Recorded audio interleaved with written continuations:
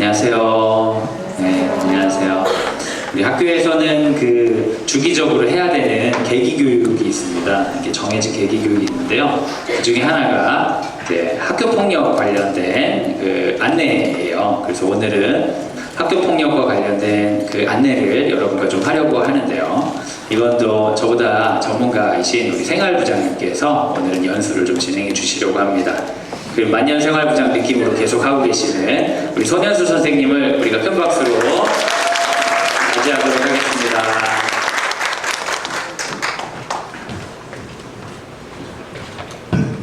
네, 안녕하세요. 생활교육부장 손현수입니다. 네, 만년이라고 하기엔 이제 4년밖에 안 되고요. 4년이면 만년이니까요.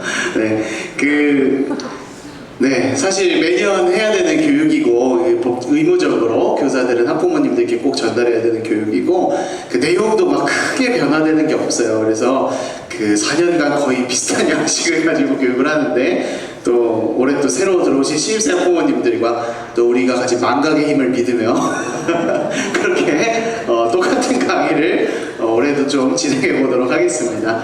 그래서 학교폭력 교육 진행하도록 하겠습니다. 여기 먹나요? 오늘 하네요. 네. 학교폭력의 정의와 사례를 먼저 이야기해 보도록 하겠습니다. 학교폭력 같은 경우에는 먼저 예전부터 우리나라에 아동과 관련된 폭력과 관련된 법들이 있었지만 2011년에 이제 대구에서 한 학생이 학교폭력을 왕따를 심하게 당하면서 이제 엘리베이터를 타고 올라가서 자살하는 사건이 되게 사회적으로 큰 물의를 일으키게 됐어요. 그래서 거기에서 유서가 여러 장이 발견되고 한 3번에 걸쳐서 쓴 유서, 그러니까 여러 번 죽으려다가 말고 했던 것들이 언론에 공개되면서 이제 사회적으로 학교 안에서 일어나는 이런 폭력들을 우리 국가가 좀 나서서 좀 신경을 써야 되겠다라는 여론이 생겼고, 그래서 개정이 되면서 오늘의 학교폭력법에 기틀이 잡혔다고 보시면 되겠습니다. 사실 학교폭력 예방 및 대책에 관한 법률은 이제 특별법으로 다른 일반 법률보다 상위법으로 이제 유지가 되고 있는데요. 내용을 보시면은 이렇게 뭐냐 학교폭력이라는 것만 해도 상당히 내용이 깁니다. 요거를 짧게 요약을 하면 사실 이 얘기가 됩니다. 첫 번째 대상이 누구죠? 학생이 대상이 되면은 학교폭력입니다. 그래서 학생 대 학생 간에 일어난 일도 학교폭력이고요. 학생과 성인 사이에서 일어난 일도 학교폭력으로 들어가게 돼요. 이름이 학교폭력인데요. 장소가 중요한 게 아닙니다. 학교에서 벌어지지 않은 일, 예를 들어 방과 후에 벌어진 일이라든지 또는 가정에서 발생한 일이라든지 아니면 교회 행사 중에 발생한 일도 전부 다 학생이 관련돼 있으면 학교폭력입니다. 그래서 저도 방학 중에 갑자기 전화를 받는 경우도 있었어요. 그래서 이게 학생과 관련된 모든 일은 학교폭력이다 라는 것이 첫 번째 이야기고요. 두 번째가 신체적, 정신적, 재산상의 피해를 준 경우입니다. 이 앞에 법률에도 보면은 앞에 더 있어요. 여기서부터 여기까지가 내용입니다. 상해, 폭행, 강금협박, 약취, 유인해서 사이버 따돌림, 정보통신망을 이용한 공격까지 모두 피해를 줬다라고 하면은 그것은 학교폭력이다라고 볼 수 있습니다. 세 번째는 그럼 이런 기준이 뭐냐? 어떤 게 학교폭력의 기준이 되냐? 피해를 줬는데 피해를 준 기준이 뭐냐라고 했을 때 이 법은 상당히 누구 중심이에요? 고통을 느끼는 피해자 중심의 법이에요. 그래서 상대방이 느끼는 모든 고통은 다 학교폭력의 법률상 해당하게 된다고 보면 되겠습니다. 그러니까 엄밀하게 말해서 원치 않았지만 고통을 느꼈다고 주장을 하면 무조건 학교폭력으로 진행이 가능한 거예요. 물론 나중에 교육청에까지 가는 학교폭력대책심의위원회까지 가게 되면 이제 낮은 수준의 어떤 학교폭력은 학교폭력 아닌으로 결론이 나긴 합니다. 예를 들어 누가 나를 째려봐서 기분이 나빴어. 그래서 고통받았다고 주장을 하면 신고를 해줘야 돼요.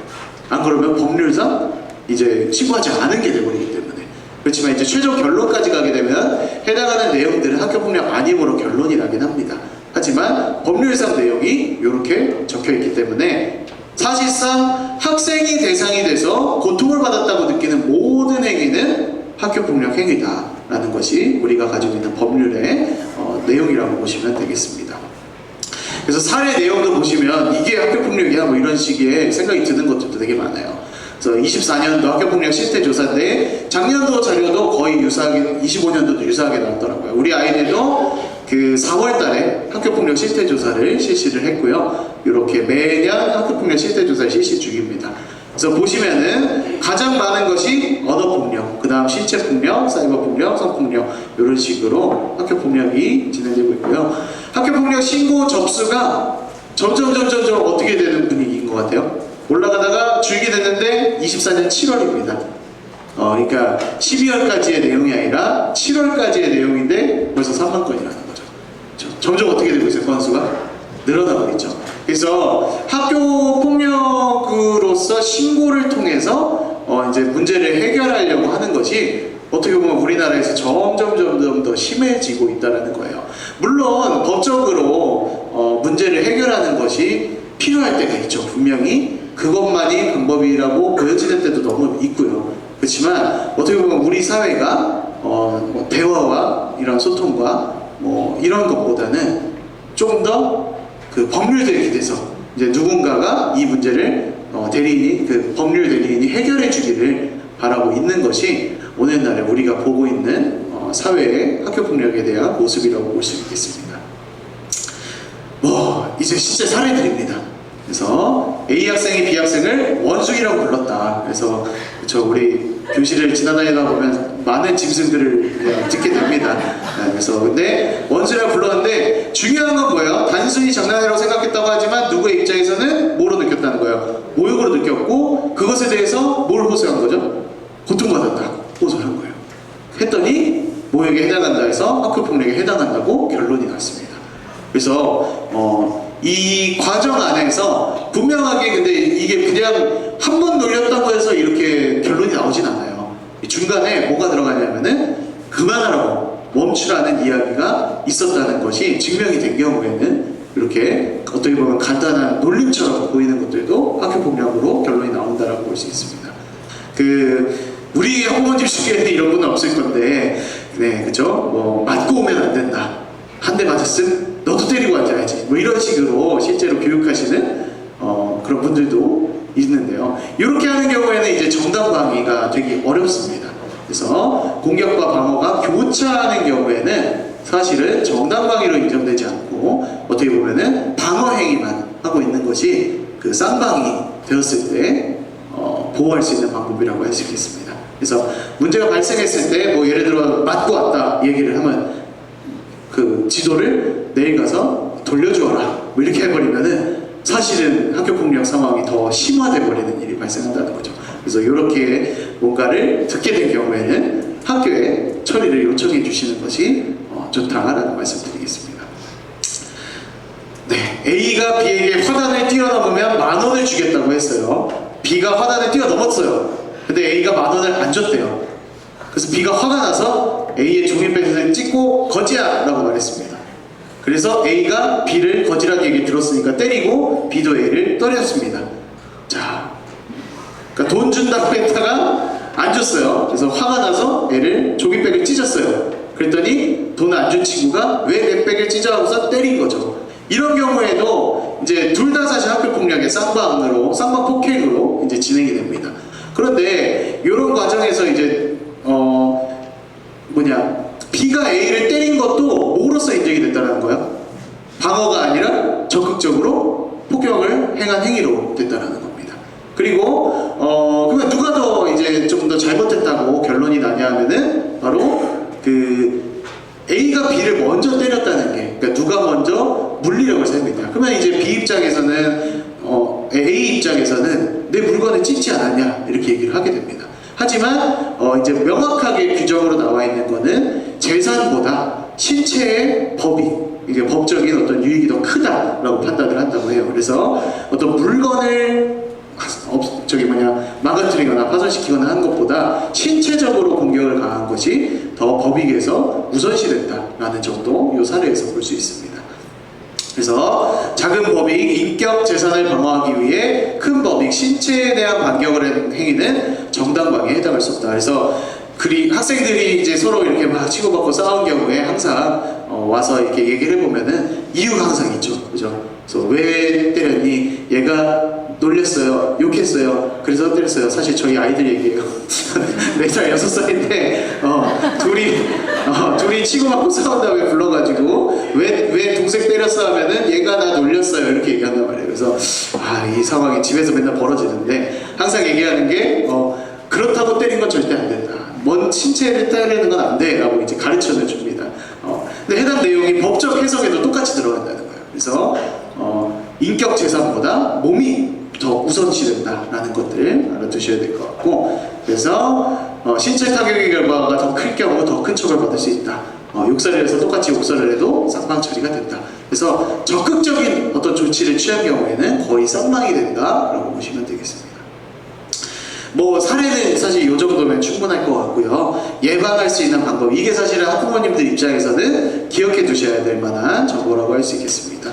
부모가 된 입장에서는요, 사실은 학교폭력을 예방시키는데 가장 필요한 거는 사람을 대하는 태도와 사람을 바라보는 방식, 인간관계, 감정을 조절하는 방법, 이거를 사실 부모에 된 입장에서는 아이들과 이야기를 하면서 계속 해나가야 될 부분이라고 생각을 합니다.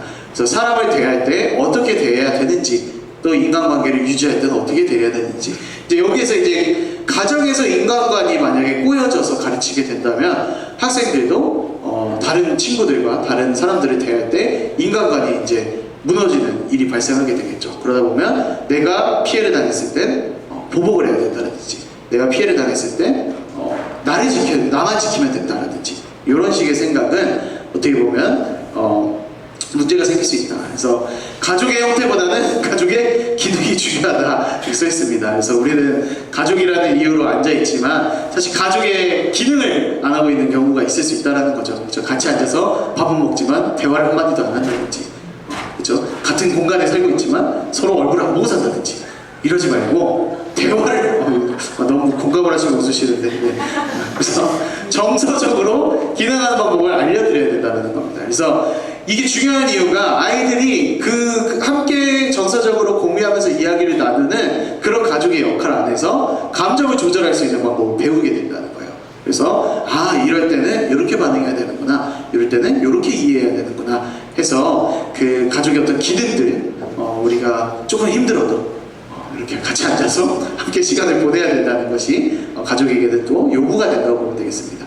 또 드림학교 학부모님들이니까 또 강제적으로 그 말씀 묵상 시간이 필요하잖아요. 그죠? 그래서 그 시간에 그냥 말씀만 읽고 이렇게 야 다 있다 빨리 들어가 이러지 마시고 같이 앉아서 서로 이야기를 나누고 서로 대화를 하면서 감정을 조절하고 어떻게 반응해야 되는지를 그 아이들에게 정말 교육을 해주시면 좋겠다라는 말씀드리고 싶습니다.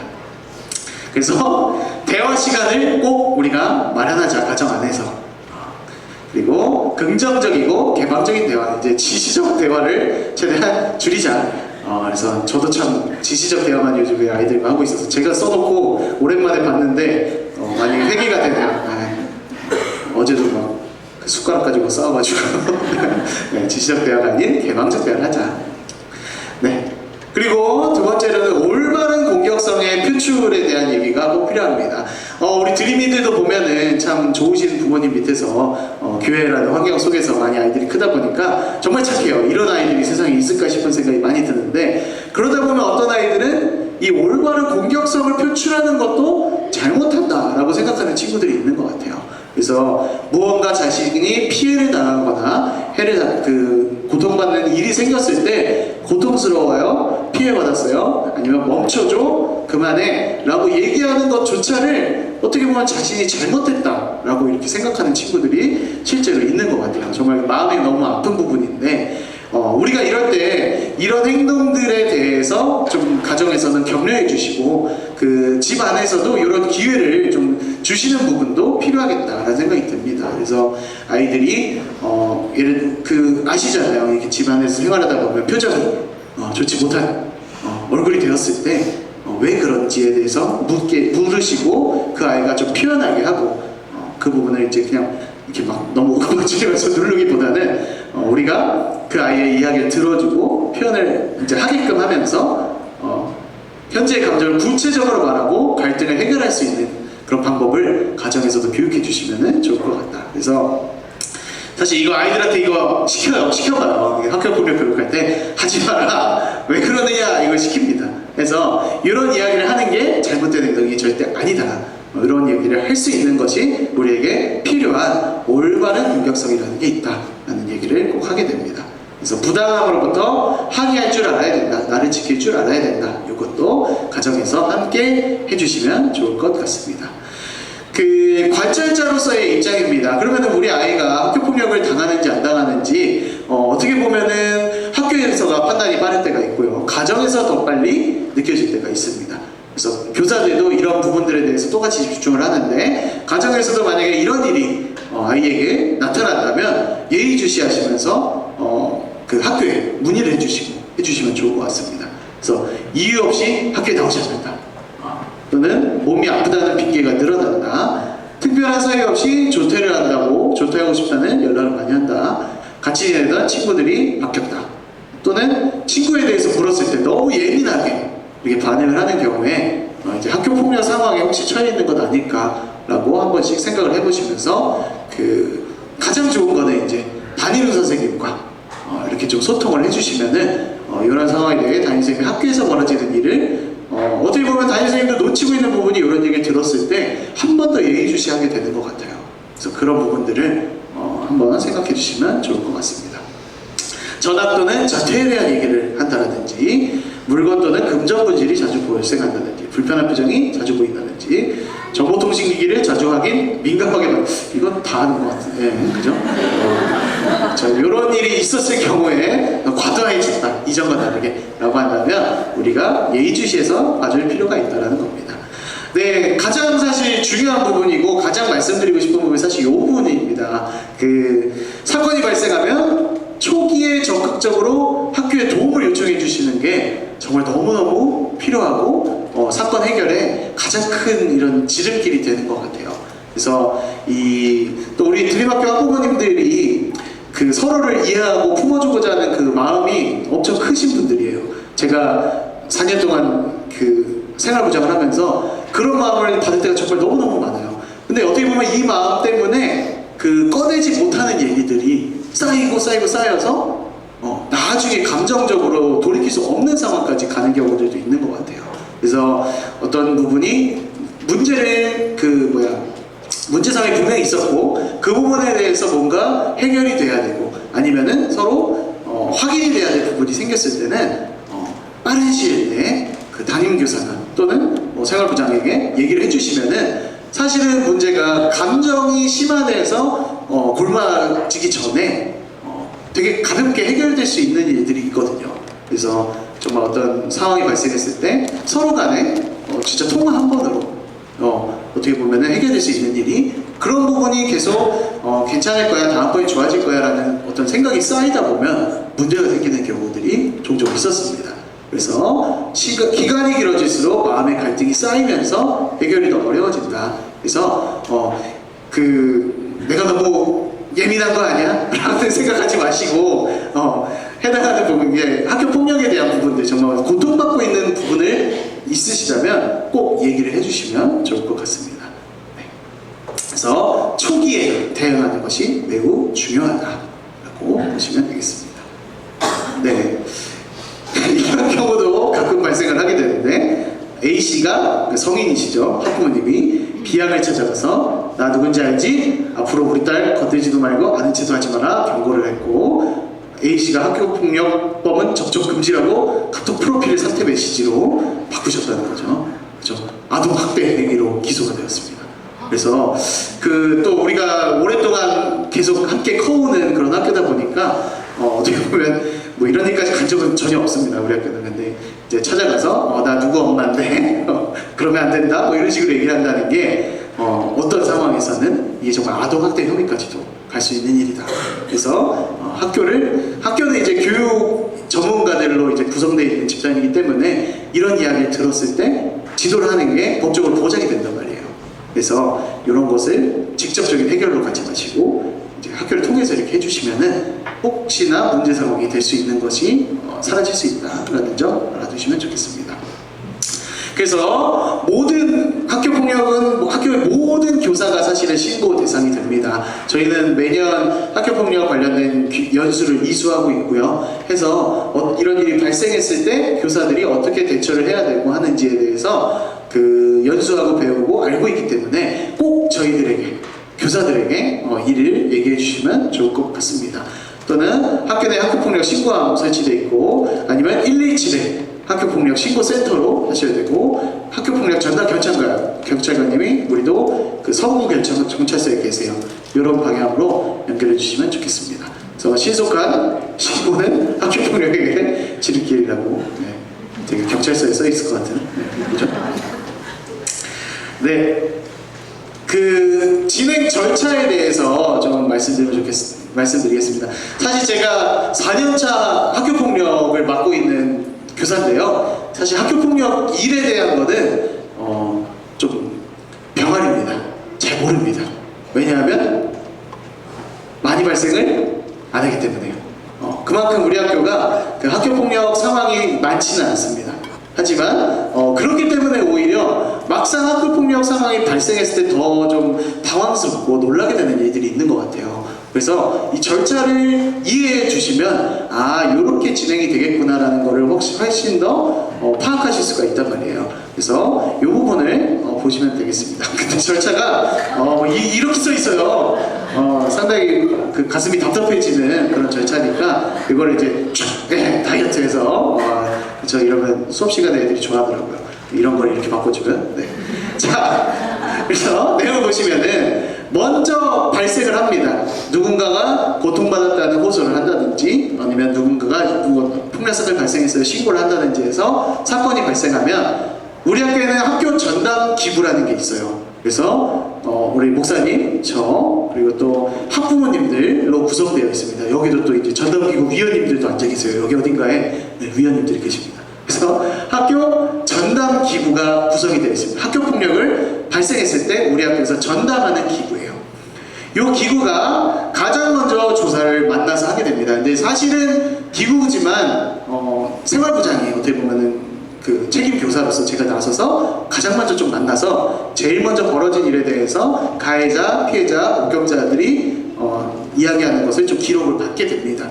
그 다음에 이 전담 기구가 모여서 이 사안에 대해서 어떻게 할 건지를 첫 번째 결정을 하게 돼요. 크게는 두 가지가 있습니다. 학교 내에서 교내에서 우리 인원들이 전담기구 인원들끼리 이 사안에 대해서 조사를 하자라고 하는 방법이 있고요. 이 부분은 우리가 처리했을 때 더 객관적이지 못하거나 아니면 우리가 처리했을 때 좀 문제가 생길 일이다 라는 일이라고 한다면은 교육청에 전담 조사관님을 요청할 수가 있습니다. 그 고양시 교육청에는 그 학교폭력 제로센터라는 곳이 있어요. 거기에는 이제 전담 조사관님, 이분들은 퇴직 경찰관분이나 퇴직 교사분들 이런 분들이 여기에서 그 조사관으로 계십니다.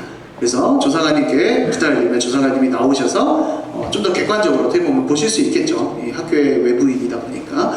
그래서 그런 부분들을 보시게 되는 걸 요청드릴 수 있습니다. 이거는 전담기구가 이걸 결정할 수 있는 권한이 있어요. 그래서 근데 또 우리 학교에서 또 학부모님들 안에서 우리 학교 안에서 일어나는 일이 이렇게 좀 외부로 알려지는 것 자체에 대해서 좀 부담을 느끼고 좀 그런 부분이 어렵다라는 입장을 가지실 경우가 상당히 많은 것 같아요. 그럴 때는 또 교내에서도 충분히 조사할 수도 있다라는 점을 알아주시면 좋겠습니다. 그 다음에 이제 여기에서 조사관님이 하시거나 아니면은 저희가 하거나 해서 사안 보고서를 작성합니다. 그래서 뭐 어떻게 몇 날 몇 시에 뭐 어떻게 했고 그 다음에 어떤 일이 벌어졌고 쭉 써져 있고 그 안에 요건들을 이제 파악을 해요. 그래서 그 보고서를 제출을 하면 다시 아까 모였던 전담기구가 모여서 이걸 어떻게 결론을 내릴 것이냐를 가지고 판단을 내립니다. 그래서 우리 학교 내에서 이 문제를 종결할 수 있다라고 판단이 된다면 학교장의 책임으로 학교장 자체 해결로 종료가 되고요. 그렇지 않다. 이 문제는 학교장 자체 해결의 요건에 성립하지 않거나 피해자나 가해자가 학교장 자체 해결을 원치 않는다라는 경우에는 교육청으로 이제 이송이 되게 됩니다. 그래서 교육청에는 이제 뭐 여러 사람들로 구성되어 있는 뭐 변호사부터 시작해서 여러 전문가들로 구성되어 있는 심의위원회가 있어요. 그래서 우리가 흔히 왜 학폭 때문에 교육청 간다라고 하는 말은 사실은 여기를 가게 된다는 거예요. 그래서 100% 모든 사건이 일로 가지 않고 자체 해결로도 종결이 될 수 있다. 이 과정을 이해해 주시면 되겠습니다. 26년도 개정사 이게 이제 올해 2월 달에 있었던 3월에 있었던 연수에서 개정한 부분인데 상당히 우리 학교 입장에서 제가 들을 때는 맞아 이거지라는 생각이 되게 많이 들었던 내용이었어요. 그래서 왜 드림학교가 아까 제가 학교폭력에는 병아리라고 그랬는데 왜 드림학교는 학교폭력이 없지?라고 했을 때도 상당히 이 내용에 대한 내용이 되게 동의가 많이 됐던 내용입니다. 실제 학교폭력 예방법에는요 이런 내용이 들어가 있어요. 피해 학생과 가해 학생 사이에 관계 회복을 위한 프로그램을 권유할 수 있다가 법에 적혀 있습니다. 23년도에 추가가 됐어요. 결국 이게 무슨 말이냐면은 관계 회복을 위한 프로그램을 마련해서 해라 라는 게 어떻게 보면 법에서 권유하고 있는 부분이라고 볼 수 있겠습니다. 그래서 교육청에서도 이 법률을 그냥 넘어가지 않으시고 진짜 이걸 적용해보자 라고 해서 화해중재 대화 모임이라는 그 기구를 아예 만드셔서 화해중재 대화 모임을 시행하시기 시작하셨어요. 그러니까 공식적인 학교폭력 절차는 아까 말씀드렸듯이 이런 과정으로 가는데 해당 법률을 근거해서 과정에 조금 추가를 한 거예요. 이건 우리 의무다. 교육청에서도 그렇게 받아들이신 거죠. 그래서 중간 단계에 대화 모임을 적극 권유하고 이왕이면 의무적으로 대화 모임을 할 수 있게 만들자라는 게 고양 교육청에서 하고 있는 내용이었습니다. 그래서 대화 모임을 중재를 그냥 학부모님들께서 만나서 해결하세요가 아니라 전문가가 파견이 나와서 중재해서 사실 대화를 통해서 1차적인 부분들을 해결하자는 거예요. 그러니까 여기서 학교폭력이 아니게 되고 용서하고 이게 아니라 서로의 입장을 들어보는 것만으로도 대화를 하는 것만으로도 의미가 있다는 거죠. 그래서 경미한 사안은 중재 대화 모임을 통해서 이제 진행을 하고 그렇지만 중대하다 뭐 정말 폭력 행위가 심했다든지 성과 관련된 문제가 있다든지 이런 내용들은 사실은 중재 대화 모임의 우선이 아니다 이렇게 판단을 하더라고요. 그래서 그 결과로 자체 해결까지 가게 되거나 불가사안으로 가게 됩니다.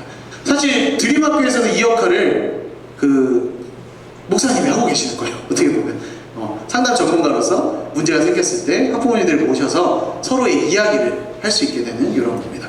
근데 가슴 아픈 부분은 서로를 신뢰하고 믿는다면 이게 가능하잖아요. 그죠? 학교에 발생하는 조치들과 학교의 교사들과 또 어떤 우리가 가지고 있는 시스템을 신뢰하고 또 상대 학부모를 상대 가정을 신뢰하면 사실은 대화가 가능하잖아요. 그런데 어떻게 보면 우리는 상호 신뢰가 원칙이 돌아가고 있기 때문에 이런 화해 중재가 가능해진다라고 볼 수 있겠습니다. 근데 가슴 아픈 부분은 이런 것이 너무나 깨져 있기 때문에 이걸 억지로라도 만들어서 화해 중재를 지금 진행하는 것이 실제 현실의 모습이다라는 것도 또 보여지는 것 같습니다. 근데 정말 놀라운 변화를 실제 교육청에서 목도를 하신 거예요. 화해중재 대화 모임을 적극적으로 권유해서 실제 실현을 해봤더니 이 건수는 가려놨습니다. 우리 고양시가 전국 지자체 1위예요. 학교폭력 건수가 고양시가. 그래서 이거 절대 포기하지 말아라 그러시더라고요. 약간 좀 민망하신 부분이 있죠. 근데 재밌는 거 이거 보세요. 화해중재 모임을 신청한 비율이 14%, 한 15% 정도 돼요. 그러니까 100건 발생했으면 15건 정도는 화해중재 해주세요 라는 걸 신청했다는 거죠. 놀라운 사실은 화해가 이끌어진 게 87.5%라는 거예요. 이게 무슨 얘기냐면 신청하면 웬만해서는 화해가 된다는 얘기예요. 결국에 그래서 재밌는 건 이 15%가 몇몇 학교밖에 안 된대요. 무슨 얘기냐면 이미 화해중재를 통해 경험해본 학교는 또 화해중재 신청한다는 거예요. 왜냐하면 이게 교육청까지 가는 심의위원회까지 가는 일을 엄청나게 많이 줄어들게 만들었으니까. 그러니까 이게 실제 효과를 검증했다는 것이죠. 그래서 이번에 교육처에서 이걸 열심히 이야기를 하시는데 왜 우리 학교에 학교폭력이 적을까에 대한 것도 저도 이 부분에서 상당히 수긍이 되는 그런 일이 좀 있었습니다. 그래서 어떻게 보면 이 정의 자체가 다른 거죠. 응보적 정의냐 회복적 정의냐. 아마 목사님이 이 화요 신앙교육 시간에도 많이 이야기를 하셨을 텐데 우리가 가지고 있는 응보적 정의는 상대방이 징계받고 처벌받고 하는 것이 목적이라면 상대방이 회복되는 것이 목적으로 둔 이런 그 화해 조정 절차가 어떻게 보면 국가에서도 이제는 인지하고 노력하고 있다라는 부분들을 기억해 주시면 좋겠습니다. 그쵸. 난리가 났습니다. 지금 참교육 때문에. 이 정말 어떤 것이 참교육이냐에 대해서 여기 나오는 내용들 뭐 저는 못 보겠더라고요. 저는 막 얼핏 겪어다 사건들이 스쳐 지나갈 것 같아서 못 보겠는데 이 헤드폰으로 쇼츠 같은 거 보다 보면 갑자기 저 무서운 아저씨가 나와가지고 이렇게 한마디씩 하는 걸 보게 되는데 전 세계에서 이게 난리가 났더라고요. 근데 여기서 보여주는 건 어떻게 보면은 너무나 응보적 정의를 보여주는 거죠. 그렇죠? 그래서 사적 제재를 넘어서서 공적으로 제재를 응보하는 것이 우리의 마음을 달래준다라는 것이 어떻게 보여주는데 물론 이것이 옳다라고까지 가지 않고 여기에서 좀 이런 해소가 되고 이런 이 미디어에서 이렇게 했으니 실제 현실에서 이러지 말아야지 이런 관점으로 가면 좋겠는데 사실은 우리 사회가 응보적 정의로 결론이 내는 것에 대해서 어떻게 보면은 원하고 요구하고 있지 않는다 이런 생각이 좀 드는 것 같아요. 그래서 실제 근데 그 문제 상황은 회복적 정의로 접근을 했을 때 어떻게 보면 서로가 화해를 통해서 대화를 통해서 신뢰를 통해서 해결될 수 있다는 게 또 나타난다고 보여집니다. 그 다음으로 이제 말씀드릴 부분은 아까 학교폭력 상황에서 그 학교장 자체 해결이 있었죠. 이 학교장 자체 해결이 필요한 이유와 또 학교장 자체 해결이 어떤 식으로 진행되는지 얘기를 드리겠습니다. 여기를 가게 되면요, 크게 보면 두 가지로 나와요. 학교폭력 사안이 아님이라고 결론이 나고요. 교육청에서는 또는 1호부터 9호까지 징계 절차가 들어가게 됩니다. 그래서 교육청까지 가게 되는 경우에는 징계가 일어날 수 있다라고 볼 수 있고요. 학교장 자체 해결은 우리의 아이의 이런 문제점들과 우리 아이들 사이에서 있었던 일을 학교장이 책임지고 지도하겠습니다라는 뜻이에요. 그래서 문제 상황이 발생했고 그것에 대해서 학교장이 지도하는 것에 우리 가정과 아이들은 동의합니다. 그래서 학교장의 지도에 따르겠습니다 라는 겁니다. 그래서 이거는 징계가 넣어지지 않습니다. 대신 학교장이 주도하에 교육 프로그램으로서 지도를 하게 되는 게 자체 해결이라고 보면 되겠습니다. 자체 해결제는 이런 내용이 요건이 만족이 돼야지만 가능해요. 첫 번째로 2주 이상의 치료를 요청하는 진단서를 발급받지 않은 경우.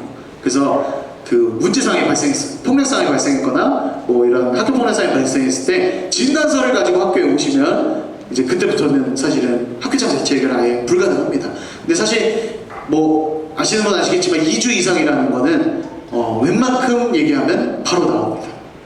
멍만 들어도 2주 이상 당연히 나오고요. 그래서 이런 부분이 나중에 진단서를 제출을 하고 그냥 학교장 자체 해결로 이렇게 종료하고 싶어요 라고 요청을 해도 받는 경우에는 불가능하다라는 것을 알아두시면 좋겠고, 재산상의 피해가 없거나 즉각 복구된 경우 이제 재산상의 피해를 끼쳐놓고 갚지 않거나 배상을 안 한 경우도 자체 해결이 불가합니다.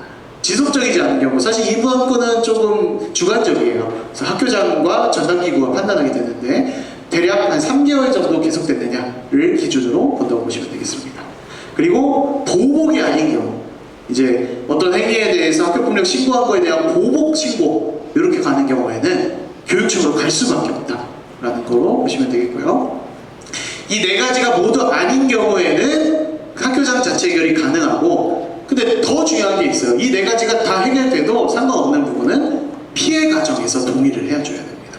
그러니까 피해 가정에서 학교장 자체 해결로 해주세요 동의합니다 라고 했을 경우에는 학교장 자체 해결이 가능한데, 위의 상황이 모두 충족이 되더라도 피해 가정에서 이제 학교장 자체 해결을 원치 않습니다, 교육청 가기 원합니다 라고 한다면 무조건 교육청으로 가게 된다는 점을 알아두시면 되겠습니다. 학교장 자체 해결 같은 경우에는 그 경미한 사안들은 결국 이렇게 종료가 되는 경우가 많아요. 그리고 피해 측에서 서명해야 되고, 중요한 건 이제 생활기록부에는 학교장 자체 해결로 되는 경우에는 기재되지 않습니다. 그래서 학교 폭력으로 가게 된 그 교육청에서 가서 1호 처분, 1호 처분이 서면 사과예요. 서면 사과. 미안해, 제가 잘못했습니다. 써서 주는 건데 그 내용도 생기부에 남게 됩니다. 하지만 자체 해결로 끝난 경우에는 생기부로 남지는 않게 된다. 그래서 경미한 사안들은 학교장 자체 해결로 끝낼 것을 이제 뭐 교육청에서도 이렇게 요구하고 있다고 보시면 되겠습니다. 문제는 이 생기부에 적힌다는 문제가 사실 초중과정까지는 그렇게 엄청 크진 않지만 고등과정 같은 경우에는 대입에 직결되게끔 이게 문제가 이제 나타나고 있어요. 그래서 그 1호가 서면사과고 뭐 9호가 퇴학처분. 그래서 점점 그 처분의 강도가 강해진다는 것인데 그 예전에는 1, 2, 3호는 졸업과 동시에 삭제, 뭐 4, 5에는 뭐 2년 보전, 6, 7호는 2년 보전 뭐 이렇게 됐었는데 사회적으로 이제 학교 폭력에 대한 어떤 처벌 여론이 커지면서 이제 6, 7호, 8호, 9호는 훨씬 더 길게 보존하게 됐습니다. 근데 중요한 거는 1, 2, 3호도 졸업과 동시에 삭제예요. 근데 이게 무슨 말이냐면 고등과정 같은 경우에 대입은 졸업과 동시에 대입이 아니잖아요. 대입을 먼저 하고 졸업을 하게 된단 말이에요. 그래서 1호 처분을 받아도 대입에 영향이 끼친다라는 게 요 내용이라고 보시면 되겠습니다. 근데 이제 실제로 학교 폭력에 대해서 학생 그 정부에서도 엄정하게 대처하겠다라고 발표를 해서 26년도, 그러니까 올해 수능이었죠. 작년 수능이죠. 올해 대입을 1학년 간 친구들부터 이 내용이 적용이 됐어요. 실제 결과가 어떻게 됐냐? 뭐 경북대학교에서는 실제로 22명이 불합격했어요. 학교폭력 내용 때문에 감점이 돼서. 그러니까 절차가 그 학교마다 다 정해져 있어요. 뭐 1호 처분을 받으면 마이너스 몇 점, 뭐 몇 호 처분을 받으면 마이너스 몇 점, 뭐 어떤 학교는 몇 호 처분을 받으면 몇십 %를 깎는다, 뭐 이렇게 써 있단 말이에요. 실제로 조사를 해보니까 전국의 대학교에서 한 150여 명 정도가 학교폭력 사안이 적혀있기 때문에 대입에서 떨어진 것으로 분석이 되었습니다. 이게 이제 첫 회차에 이랬던 건데 앞으로도 이런 부분들이 좀 반복되겠죠. 그래서 그 이제 경미한 사안처럼 보여도 심의위원회에 가서 1호 처분이라도 받게 되면 대입에 영향을 가게 되는 게 지금 우리가 겪고 있는 학교폭력 이제 문제라고 보시면 될 것 같습니다. 네, 이제 강의 마무리를 하면서요, 함께 좀 읽었으면 좋겠습니다. 앞에 있는 내용을, 학부모님들도 죄송하지만 한번 같이 읽고 마무리하도록 하겠습니다. 시작! 신속한 신고는 학교폭력 해결의 지름길. 두 번째, 시작! 부모의 생각이 바뀌면 아이들에게 기적이 일어납니다. 부모님들이 아이들에게 올바른 인간관과 올바른 공격성, 이런 것들, 그 가족의 기능을 해주시기 바랍니다. 세 번째, 시작! 사랑을 대하는 방법에 대한 교육. 이것이 우리가 학교 폭력에서 중요한 문제다 보면 되겠습니다. 네, 이상 강의 마치도록 하겠습니다. 감사합니다.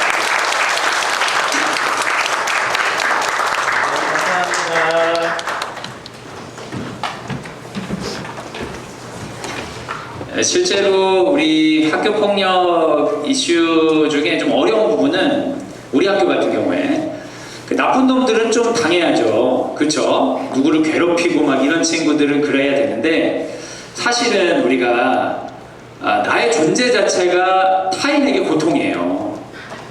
그게 문제인 거예요. 그러니까 애 중에 어떤 애들은 나쁜 마음이 없어요. 없는데 그 존재가 괴로움이야. 근데 아까 학교폭력은 어떤 경우에 신고할 수 있다고 했어요? 피해자가 괴로우면, 그러니까 학교를 다니면서 어떤 어려움이 있냐면 제가 나쁜 놈이야, 돈을 뺏었어, 때렸어, 누구한테 놀지 말라고 사주하고 널 괴롭혔어, 이러면 좀 명확해요. 데려다가 혼내면 돼. 근데 이제 걔는 그러려고 하진 않았는데 존재가 공해야. 뭐 다른 애한테는 친구, 다른 애한테는 어쩔지 모르겠지만 나한테는 이 아이의 존재 자체가 너무 어려워. 그래서 애가 느끼는 주관적인 현상을 집에서 얘기하면 부모님이 느끼기에는 지속적인 폭력을 오랫동안 가하는 느낌이잖아요. 그러니까 참아내기가 쉽지가 않죠. 그래서 부모님이 이제 조심스럽게 학교에 가서 얘기를 했을 때 생각처럼 그렇게 설득력 있게 괴롭힘이 되지 않고 공동체에서 이해가 되는 상황이다. 그러면 어떻게 되겠어요? 아주 화가 많이 나죠. 아주 화가 많이 나. 할 수 있는 거는 선생님 반이라도 좀 내년에 좀 이 정도가 되는 거예요. 그래서 여기 이런 문제들이 우리에게 되게 어려운 문제이긴 한데 이것보다 우리 입장에서는 우리는 생각보다 학교 폭력 신고가 없습니다. 왜 없겠어요, 여러분? 학교를 엄청 신뢰해서 그러겠어요? 우리는 그 평판을 공유하는 마을 같은 집단이기 때문에 그래요. 여러분, 일본 사람들하고 영국 사람들이 세계에서 가장 예의가 바른 사람들이라고 그래요. 왜 그런지 아세요? 예의가 없으면 죽여버리기 때문에 그런 거예요. 이 섬나라 사람들은 예의가 없으면 죽여버려요. 예의가 없을 거면 자살하라고 그런다고요. 왜 그러냐면 공동체 의식이 강하고 집단의 평판이 영향을 미친다고 믿을 때 사람들은 태도가 좋아져요. 일반 학교에서 왜 극단적인 문제가 많이 생기냐면 공동체 의식이 없기 때문입니다. 나를 건드려? 어차피 오래 볼 사람도 아닌데 그냥 끝까지 가! 막 이런단 말이에요. 근데 우리는 평판을 중시하기 때문에 그 학폭을 막 신고하고 이런 경우는 별로 없지만 오랫동안 속을 끓일 수가 있죠. 이거 가지고 학폭 신고할 수도 없고 그런다고 계속 넘어갈 수도 없고 이러면서 복잡해진단 말이에요. 그리고 또 이제 학교폭력 교육까지 받아서 막 무시무시해 뭐야. 이제 대학도 못 꺼내게 한데 그럼 계속 참았다가 고등 때 신고할까? 여러 가지 제 생각을 하게 된단 말이에요. 초중등 때는 내 평판만 나빠지니까 이게 여러 가지 생각이 되는데 우리가 이제 아까 선생님이 얘기하셨잖아요. 가정에서 교육을 잘해라. 어떻게 교육을 해야 되는 거예요? 어떻게? 뭘 교육을 해? 싸우지 말라고 해? 아니면 건강하게 공격성을 어떻게 표출하라고 그래요? 여러분 건강하게 공격성 한번 표출해 주세요. 어떻게 하면 건강한 공격성 표출? 하지 말라고 해서 안 할 것 같으면 애들이 힘들어 하겠냐고요. 그래서 여러분 여기서 우리가 이제 이거는 일반적인 내용이고 우리 학교 같은 곳에서는 뭐에 대한 관심을 좀 가지셔야 되냐면 바운더리에 대한 관심이 좀 있어야 돼요. 바운더리. 우리가 이제 학교 폭력을 저항하는 나쁜 놈을 저항하는 거는 선생님과 함께 하면 되는데 여기서 저항하기 위해서는 이제 감수성 교육이 필요한데 그 중에 하나 이제 바운더리 감수성입니다. 내가 행복하고 같이 행복하기 위해서는 바운더리를 지켜야 된다. 이런 감각을 가지고 한 명 한 명 좀 대해야 하는 게 필요하거든요. 제가 한 가지 좀 예를 좀 들어보려고 해요. 혹시 좀 제가 안 불편하신 분 있으면 한 분만 좀 도와주실 수 있으시겠어요? 다 불편하시겠죠? 그래도 좀 이렇게 우리 어떤 분이 학부모 임원 하시는 분들이 그래도 한 분 나와주시겠어요? 임원 중에 누구? 네. 어머니, 감사해요. 우리 지석이 어머니, 저 안 불편하시죠? 네, 잠깐 앞으로. 네. 여기서 뭔가 많은 걸 할 건 아닌데 바운더리 이슈에 관해서 좀 말씀드릴 때 신뢰가 필요할 것 같아요. 잠깐. 마이크가 다른 것도 나오나요? 아니, 말하셔야죠, 어머니. 이거 나오나요? 네. 자, 어머니 저 싫어하지 않으시죠? 좋아요. 이렇게 감사할 수가. 어머니 제가 돈을 얼마까지 빌려달라고 하면 불편하시겠어요? 불편한 금액. 네. 예를 들면 어머니 제가 돈 안 가져온 지금 10,000원이 필요한데 그럼 불편하시겠어요? 아니요. 그 정도는 제가 갚을게 하면 되겠죠. 네. 근데 제가 얼마를 얘기했을 때 이 금액부터는 뭐지? 막 이를 좀 그러실 것 같아요. 1,000만 원? 여러분 제가 이런 사람이에요. 1,000만 원 전까지 괜찮다는 거죠. 너무 부자를 불렀나 보다. 이런 게 바운더리 이슈죠. 어머니가 저를 안 싫어하고 저도 어머니를 안 싫어해. 그래서 돈 얼마 빌려달라고 했을 때 어렵지 않을 것 같은데 어떤 선에 있어서는 굉장히 불편함이 있는 거죠. 근데 제가 이제 1,000만 원 너무 크고 예를 들어 어머니 바운더리가 네. 우리 사이에 한 10만 원 정도다. 네.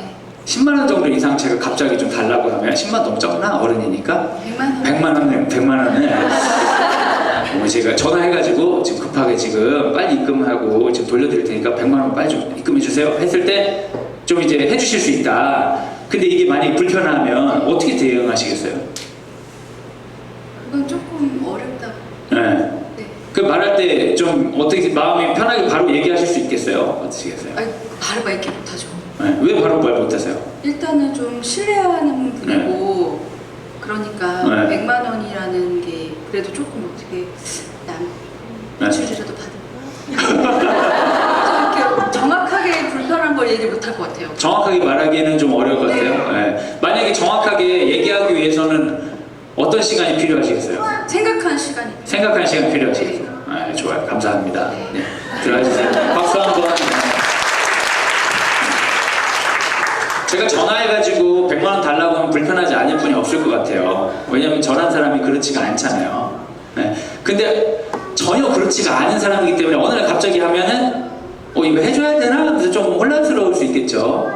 근데 여러분이 전혀 예상을 못하는 거예요. 김정준 목사가 와서 100만 원 빌려달라는 걸 전혀 예상하지 못해. 그러면 그건 뭐랑 똑같냐면 수영을 배워본 적이 없는데 물에 빠진 거랑 똑같아요. 전혀 예상하지 못했는데 수영을 배우는데 물에 빠졌어요. 그러면 잘 대처할 수 있을까요? 없죠. 이게 바운더리 교육이에요. 뭐냐면 사람들이 자기가 편안한 공간이 있어요. 제가 어머니들 신체를 어느 정도 만지는 것까지는 괜찮을까요? 이 말 자체가 좀 그렇네요. 그죠? 아니면 제가 어머니들하고 학생으로 하죠. 뭐 어머니들하고 제가 그런 걸 제가 학생의 어느 정도까지 신체 접촉하는 걸 보고 괜찮으시겠어요? 제가 어깨를 이렇게 만지는 걸 보고 목사님이 이뻐하네 하고 괜찮으실 수도 있고, 근데 이제 어떤 학생은 어깨에 대는 거 보고 싫을 수가 있지 않겠어요? 특히 저는 안 좋아한다거나 그러면 그렇죠? 바운더리는 사람마다 달라. 그러니까 어떤 게 불편한지에 관해서 이야기하고 그 불편한 거를 어떻게 표현할지에 대해서 미리 생각해보지 않으면 현장에서 물에 빠지는 거랑 똑같기 때문에 당하는 거예요. 근데 현장에서 당해도 괜찮아요. 어렸을 때 그렇게 당하고 다음에 생각해보고 이렇게 해야지 이런 생각들을 가지면 좋은데, 이제 일상생활 가운데 우리가 가정이라고 하는 가장 기본 단위에서 바운더리 교육을 하지 않은 학생은 어떤 생각을 하냐면 이제 자기가 느끼는 것들을 이야기하기가 어렵거나, 아니면 또 일상 가운데 부모님이 바운더리가 없이 아이를 대하는 경우가 있어요. 무리하게 아이가 하자면 다 하는 거예요. 밤중에라도 뭐 먹고 싶다고 하면 막 나가서라도 사와. 그러면 이 아이는 타인의 바운더리를 침범하는 거에 대한 감각이 없어지는 거예요. 부모님이 바운더리 침범은 어떻게 하셔야 돼요? 침범 많이 당하시잖아요. 애가 임신하는 거 자체가 바운더리 침범이야. 왜 들어왔어? 어머니가 아무래도 엄청나게 침범을 받는단 말이에요. 근데 이제 침범이 처음에는 거의 일체화되기 때문에 침범인지 아닌지 모르고 그러죠. 근데 부모님도 어떤 바운더리 넘어갔을 때는 그럼 안 된다고 얘기를 해줘야 이 아이도 타인의 바운더리를 지킬 수 있고, 그리고 부모님도 이 아이가 싫다는 어떤 범위 안에 들어가지 않아야 이 아이도 얘기할 수 있죠. 그래서 이제 이 학교 폭력에 관해서 가장 기본적인 원칙은 바운더리를 지키는 훈련을 해내는 거예요. 나도 행복하고 같이 행복할 수 있는 길을 찾는 거죠. 그런데 초등학교 때, 저학년 때는 괜찮아. 바운더리에 대한 개념도 잘 모르고 불편한 거 얘기도 잘하고, 왜냐면 눈치도 없어가지고 애들이 떨어지니까.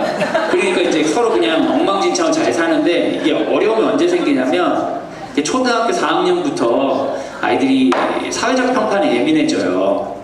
그래서 바운더리보다 뭐에 집중하느냐? 사회적 평판에 집중해요. 누구랑 잘 어울려야 되고 내가 왕따가 아닌 것처럼 보여야 되고, 이런 사회적 기술이 막 발달할 때 아이들이 바운더리에 대한 감각이 없으면 굉장히 의존하거나 굉장히 남에게 가혹하게 하는 경우가 있어요. 애가 뭐 나빠서가 아니라 그냥 인간이 그렇게 생겨 먹었어요, 원래가. 그러다가 가장 극적일 때가 이제 중학교 때예요. 중학교 때는 감정이 폭발해요, 인간관계 때문에. 그래서 애들이 친구 없으면 죽을 것 같은 느낌을 받아요. 그래서 극적으로 상대방을 외롭게 만들기도 하고 극적으로 의존하게 만들기도 하고 인간적 실험이 되게 많이 일어나거든요. 고등학교 가면 좀 적어집니다. 바빠가지고 먹고 살아야 되니까.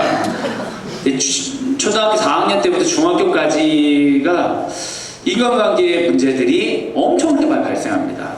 그래서 집에서 해주실 수 있는 거는 이제 자녀들의 바운더리에 관해서 이야기할 수 있도록 기회를 주는 거. 이게 불편하면 얘기해라 하는 거. 그리고 부모님들이 불편한 걸 얘기해야 돼. 네가 기분 나쁜 건 알겠는데 그렇다고 나한테 이렇게 대할 수 있는 건 아니야. 난 네가 기분 나쁜 걸 받아주는 사람은 아니야.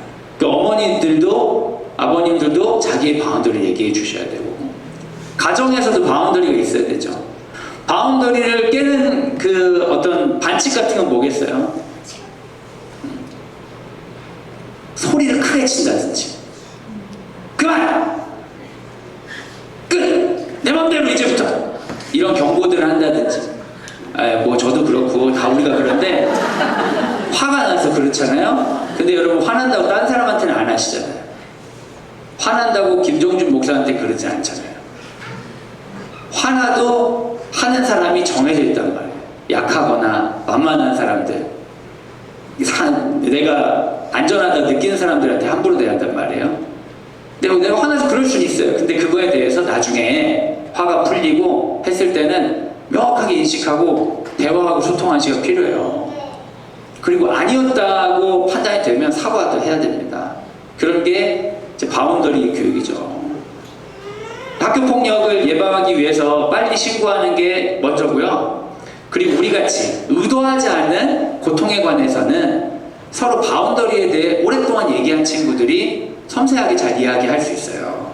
그래서 그거를 한번 해주시면 좋고, 나중에 기회가 되시면 제가 또 그 바운더리만 가지고 뭐 워크샵을 할 수도 있고 좀 더 이렇게 도움을 드릴 수 있는 것은 있습니다.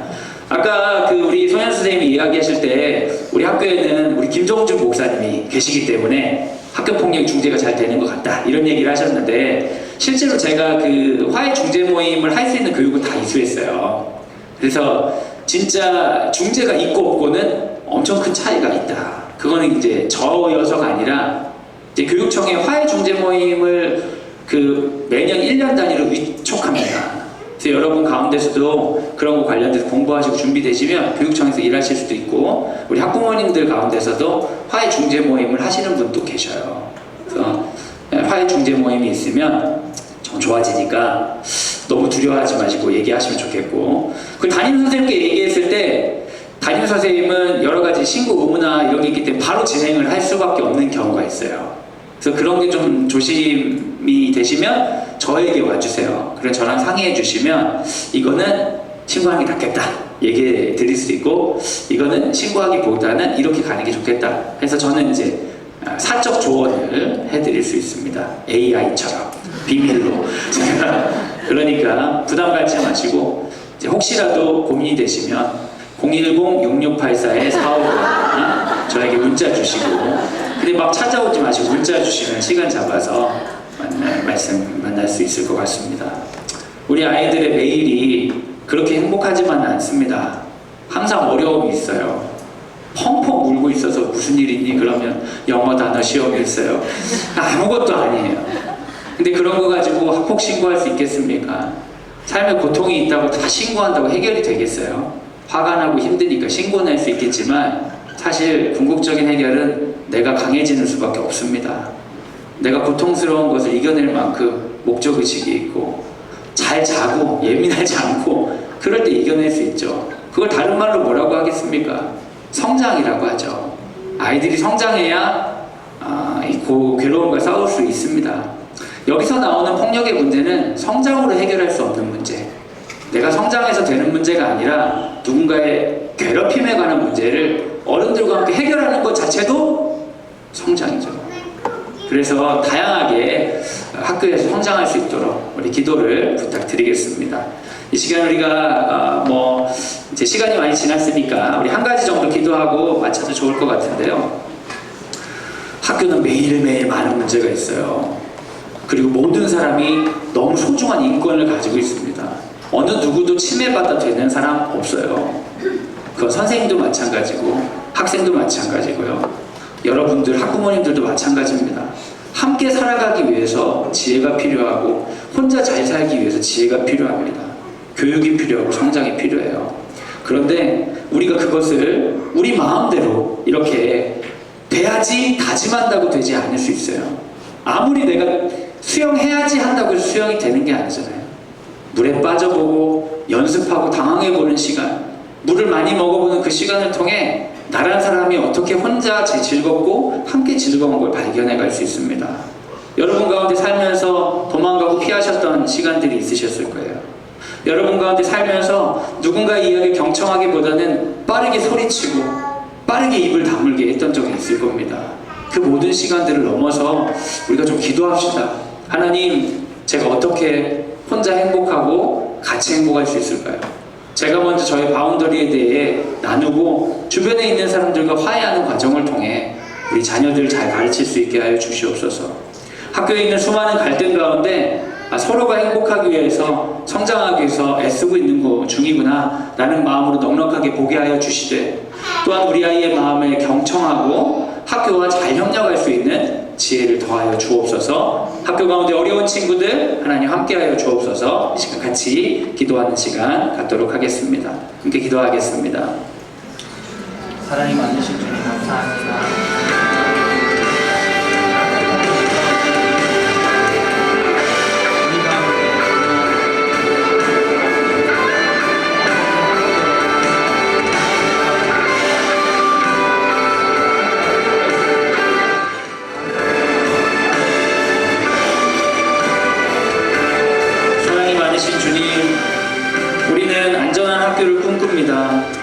안전한 학교를 꿈꾸면서 마음 상하는 일이 없고 고통받는 일이 없고 행복이 가득한 학교를 꿈꿀 때가 있습니다.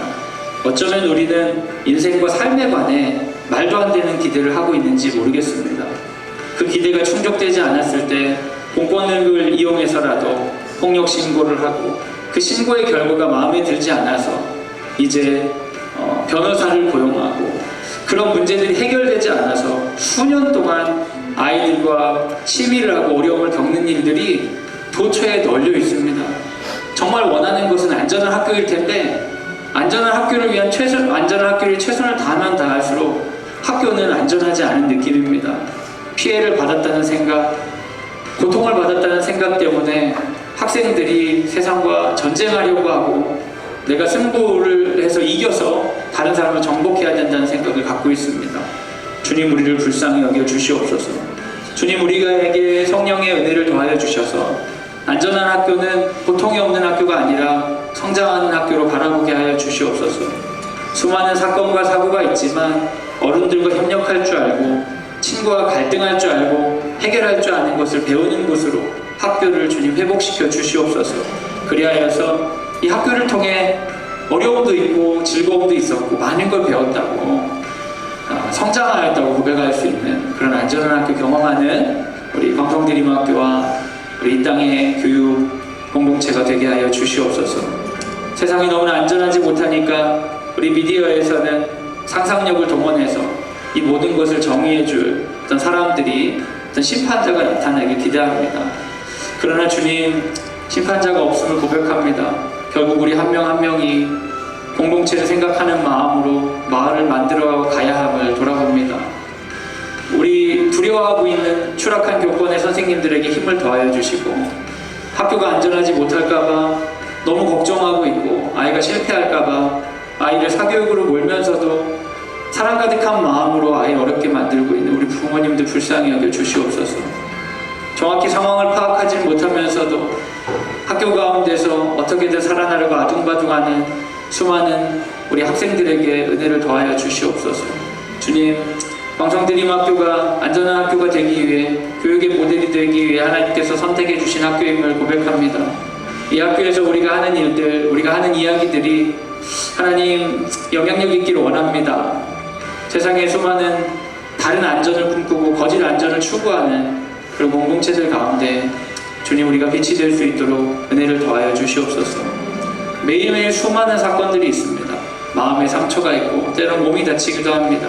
절망스럽고 답답하고 해결이 되지 않습니다. 그럼에도 불구하고 아이들이 성장하고 있음을 바라보게 하여 주옵소서.